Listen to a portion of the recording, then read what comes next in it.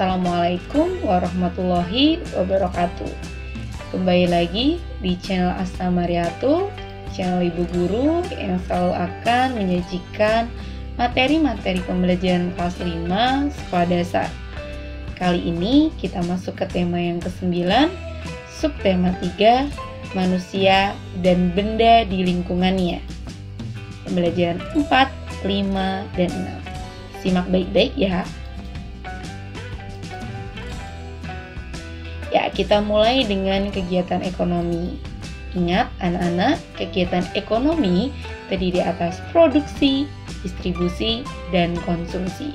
Mari kita bahas satu persatu. Produksi. Apa saja yang termasuk produksi? Yang pertama adalah perindustrian. Merupakan usaha yang mengolah bahan mentah menjadi barang setengah jadi atau barang jadi.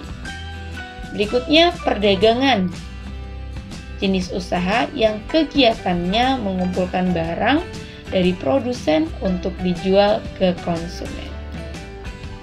Yang ketiga adalah jasa. Kegiatan usaha dalam bentuk layanan terhadap konsumen. Kemudian yang keempat adalah agraris. Ingat anak-anak, agraris merupakan usaha yang bergerak di bidang pengolahan atau pengelolaan sumber daya alam. Berikutnya, yang kelima adalah ekstraktif. Usaha ekstraktif merupakan usaha pengambilan sumber daya alam secara langsung. Biasanya contohnya adalah penambangan ya anak-anak. Nah, penambangan itu termasuk ke usaha ekstraktif. Berikutnya adalah kegiatan distribusi. Kalian bisa melihat itu ada kegiatan di pasar, kemudian juga kegiatan ekspor impor. Nah, anak-anak, kegiatan tersebut itu termasuk kegiatan distribusi. Distribusi adalah penyaluran barang atau jasa dari produsen ke konsumen. Orang yang melakukan distribusi disebut sebagai distributor.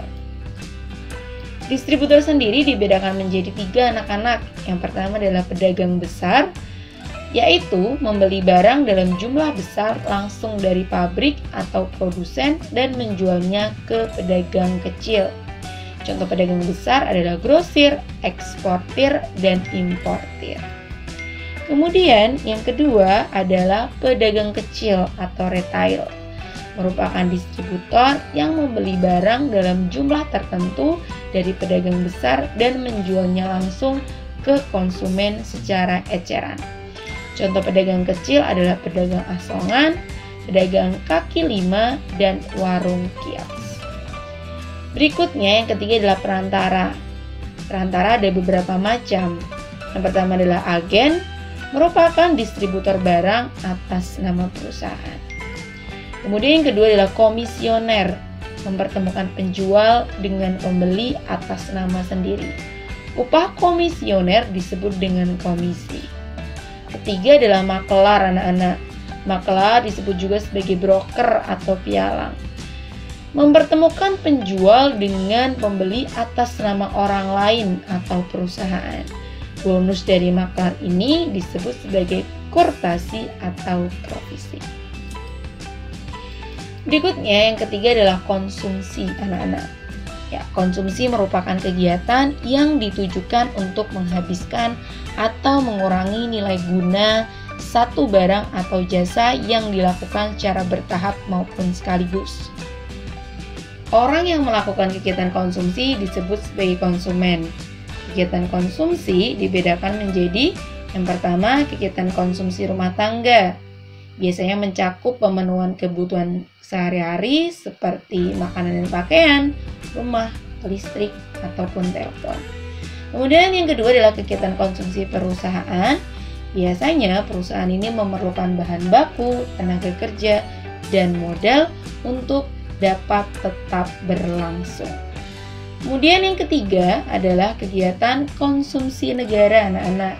Kegiatan konsumsi negara bertujuan untuk memenuhi atau melayani kebutuhan negara. Nah, berikutnya kita masuk ke iklan media elektronik.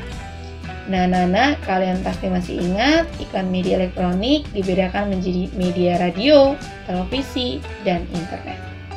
Nah, anak-anak, iklan radio sendiri itu memiliki karakteristik hanya dapat didengarkan.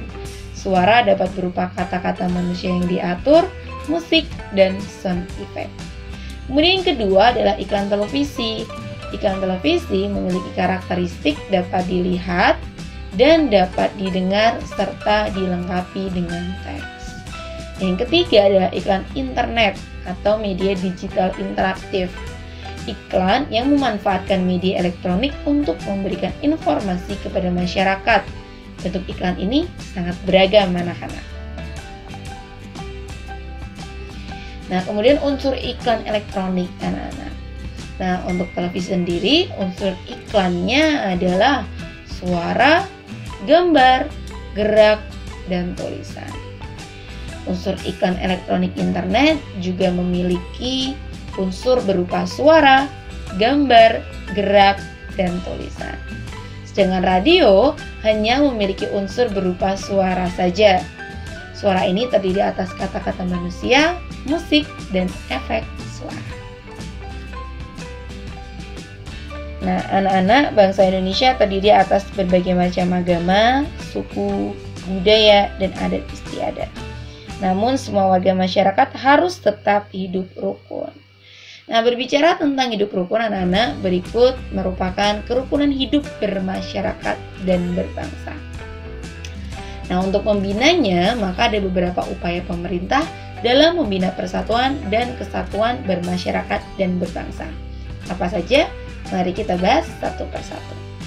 Yang pertama adalah mewajibkan penggunaan bahasa Indonesia yang baik dan benar, terutama pada acara-acara formal.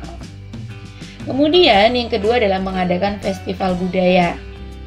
Ketiga, menjalankan pemerintahan secara adil dan terbuka. Keempat, mengadakan pemerataan pembangunan di seluruh wilayah NKRI. Berikutnya yang kelima, menciptakan kebebasan masyarakat untuk memeluk agama dan melakukan ibadah sesuai dengan agamanya. Yang keenam, membina sikap saling menghormati dan menghargai. Serta yang ketujuh, mengadakan peringatan hari-hari besar nasional.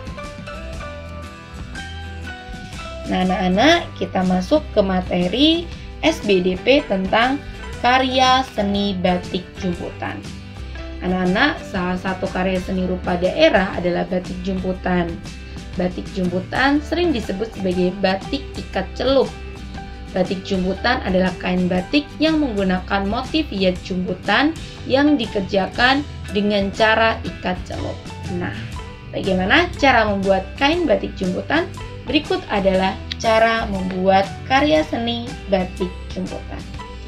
Yang pertama tentu saja adalah menyiapkan alat dan bahannya. Terdiri atas kain putih, karet gelang, kesumba itu pewarna ya anak-anak, kemudian uang logam dan juga ember. Kemudian yang kedua adalah mengikat kain dengan berbagai macam alternatif. Kalian bisa menggunakan ikatan dengan karet gelang, ikatan ganda berselang dengan isi bilah bambu, ikatan dengan isi uang logam, maupun ikatan ganda berselang tanpa isi. Nah, kemudian yang ketiga tentu saja ada tahap pewarnaan. Yang pertama, siapkan ember yang berisi larutan pewarna makanan. Kemudian kain yang telah diikat beberapa bagiannya. Dan yang ketiga adalah kain yang telah diikat tersebut dicelupkan ke dalam larutan pewarna. Biasanya supaya warnanya lebih kuat lagi, kalian bisa merebusnya anak-anak. Tapi kalaupun tidak, juga tidak masalah. Nah, kemudian yang terakhir adalah jenis iklan elektronik. Nah, kembali membahas tentang iklan elektronik anak-anak. Apa saja jenis iklan elektronik itu?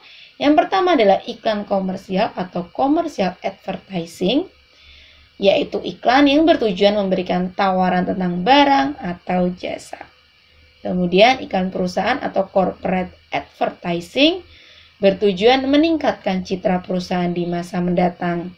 Dan yang ketiga adalah iklan layanan masyarakat atau public service advertising. Merupakan iklan yang bertujuan memberikan penjelasan atau informasi kepada masyarakat. Iklan ini bersifat non-profit atau tidak mendapatkan keuntungan.